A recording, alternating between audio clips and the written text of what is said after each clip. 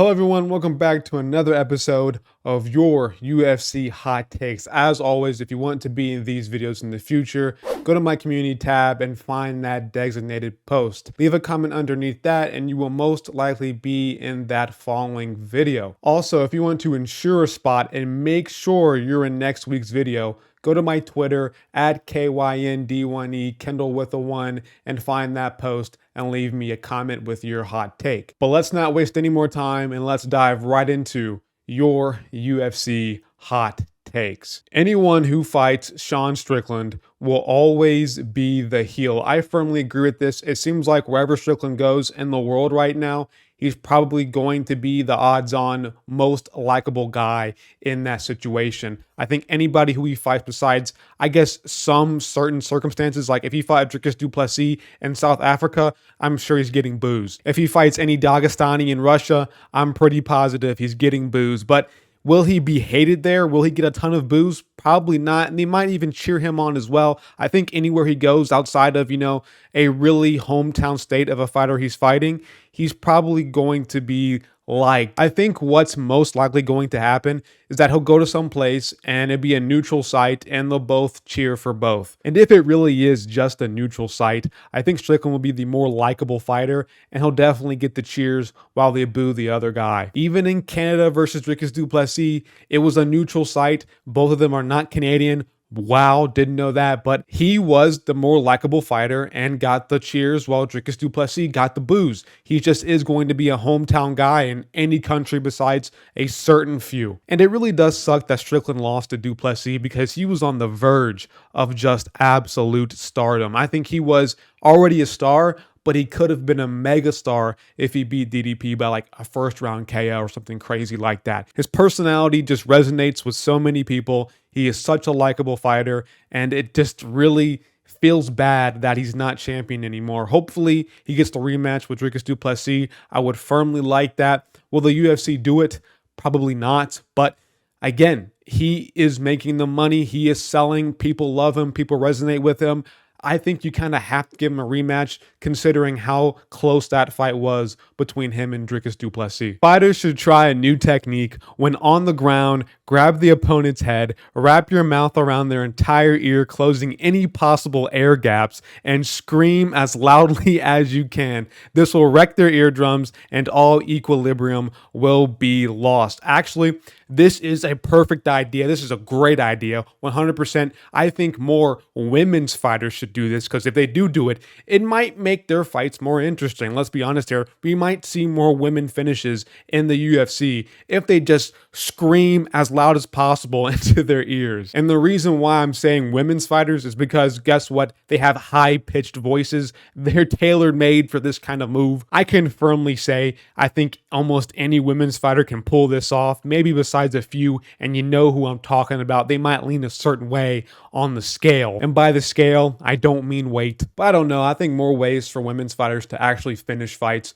benefits us all, man, because I don't want to watch Pennington versus Silva for 5 rounds of just absolute pretty much nothing. And if that fight would have ended by eardrum bursting, we could have gotten to Strickland versus du Plessis sooner, and I wouldn't have had to come out of my REM sleep and be absolutely exhausted and tired and just been right up, right ready to go to watch Strickland and du Plessis. Max Holloway champion 2024. I don't see it. I mean, at featherweight, maybe if Volk retires early, I can possibly see Holloway getting back up to featherweight or going back down to featherweight and getting that belt. But at lightweight, it's a pretty big no from me. I don't see it happening at all. I don't see him being able to beat Gaethje. And if he does beat Gaethje, I don't see him beating Oliveira. I don't see him beating Islam. I don't see him beating anybody at the top of lightweight. Featherweight, he does have a chance because he is the best guy there besides Volk.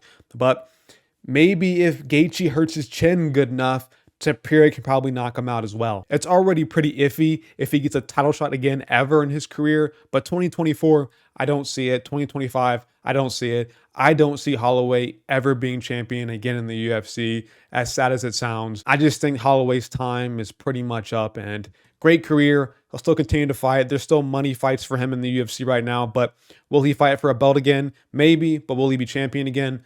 I don't think so. Dustin Poirier retires if he loses to Benoit Saint-Denis. Really thought I'd see more people talking about that. I don't know if he retires, but I can see him probably hanging up the gloves. He's made his money in his career. He's fought McGregor twice, gotten his paydays, gotten what he's wanted out of his career. Maybe if he does lose to BSD, he does retire because that means he doesn't have it anymore. But do I really see him retiring?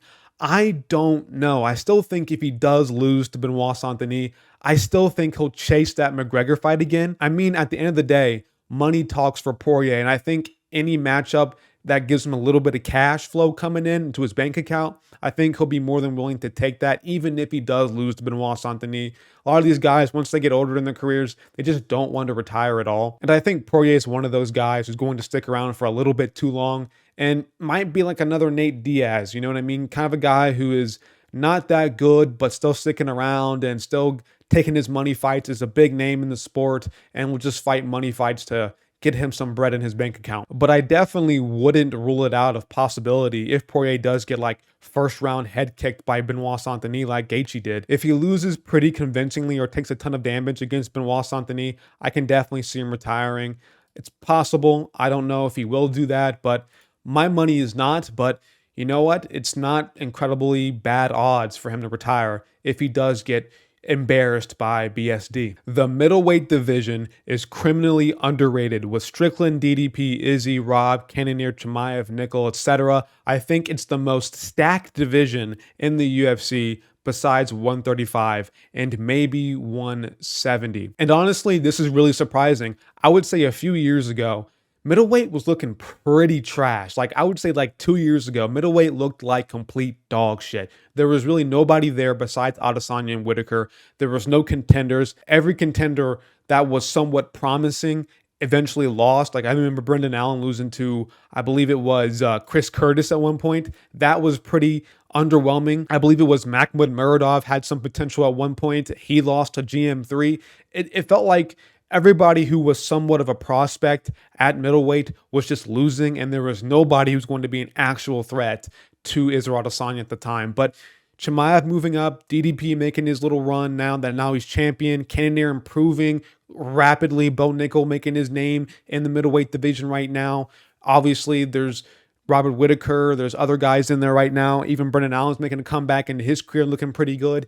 Middleweight's looking really stacked right now. Even Joe Pyfer as well, forgot about him.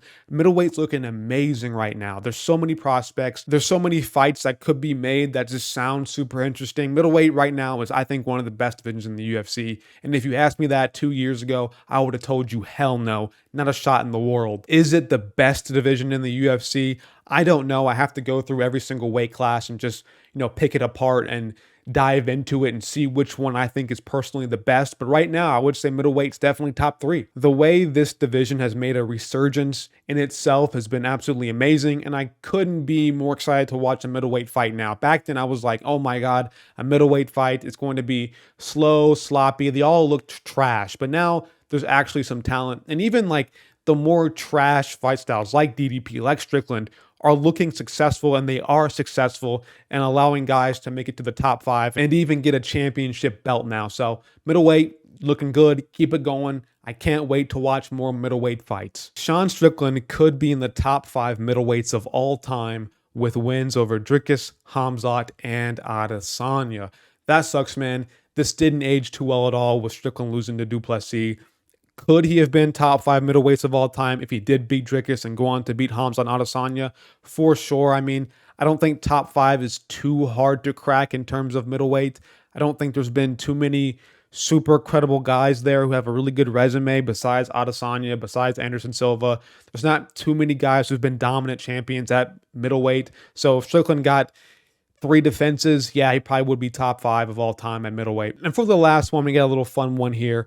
The MMA guru could smash all the trolls in his chat who call him Piggy with one probably well-timed right hook. Now, Guru's right hook looked pretty good in his little sparring session he had with Cameron Simon, but could he smash all the little piggies or trolls that call him a little piggy in his chat? That really depends, man, on one factor. How's that cardio looking? Can he go 5 hard minutes? Because the key point in this hot take is not that he could smash some of his chat, it's all of his chat. And listen, I'm a Guru fan. I'm a part of Guru's chat.